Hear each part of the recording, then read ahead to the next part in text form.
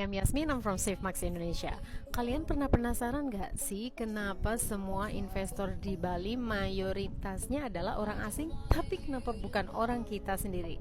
Kalian stay tune ya, aku akan spill secretnya.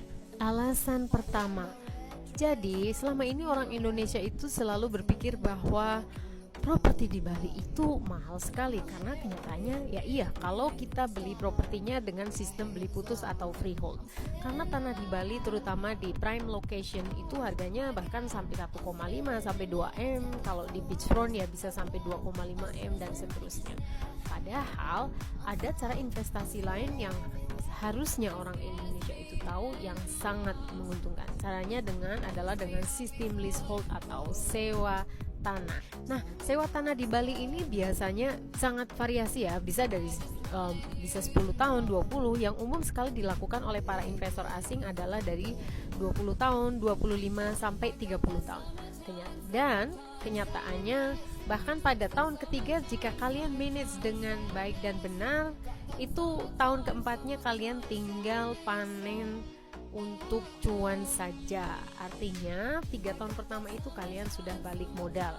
Faktor yang lain adalah utamanya biasanya orang asing itu kebanyakan mereka memang di Bali dibanding orang Indonesia sendiri. Orang Indonesia banyak yang di Jakarta, di Surabaya atau di kota besar lainnya di Indonesia yang sebenarnya mereka punya modal jauh lebih besar daripada orang asing, tapi mereka tidak di Bali. Alhasil mereka merasa, oh aku nggak tahu apa-apa nih di Bali, nggak tahu lokasi yang bagus itu di mana. Saya juga nggak tahu nih cuannya, return of investmentnya itu berapa persen sih setahun. Kemudian kalaupun saya tahu itu, saya nggak punya orang nih atau perusahaan atau pihak yang bisa dipercaya untuk membantu kalian dari A sampai Z. Artinya dari mulai cari tanah, study feasibility ya, jadi menggunakan data dan research, kemudian dari desain, budgeting, kemudian security systemnya bagaimana, legal stepnya bagaimana, konstruksinya bagaimana, sampai dengan villa manajemennya bagaimana. Nah, kalian gak usah khawatir karena kami SafeMax & Co itu adalah